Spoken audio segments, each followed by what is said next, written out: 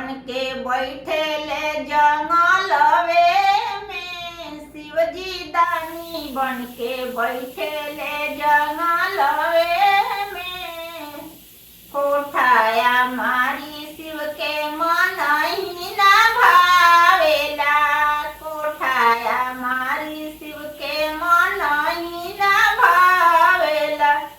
टूटही मरैया बगलवे में। भोला दानी बन के बैठे ले जंगलवे में।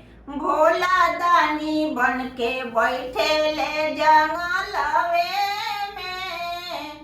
लड्डू मिठाई भोल के मन ही ना भावेला। लड्डू मिठाई भोल के मन ही ना भावेला। भंगिया के गोला बगलवे में। भोला दानी बन के बैठे ले जंगलवे में। भोला दानी बन के बैठे ले जंगलवे में। भोला दानी बन के बैठे ले जंगलवे में। गाड़ी से घोड़ा भोल के मन ही ना भावेला। गाड़ी से घोड़ा भोल के मन ही ना भावेला। बसहा बैलावा बगलवे में। भोला दानी बन के बैठे ले जंगलवे में। भोला दानी बन के बैठे ले जंगलवे में। साला दो साला भोल के मन ही ना भावेला।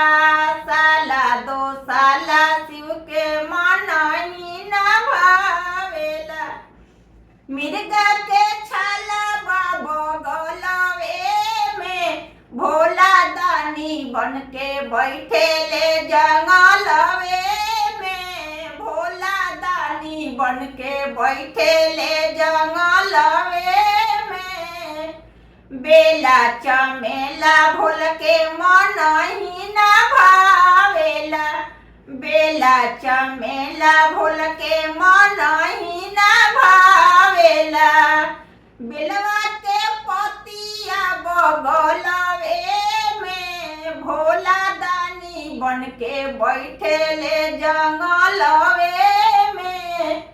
धतुरा के फूलवा बगलवे में।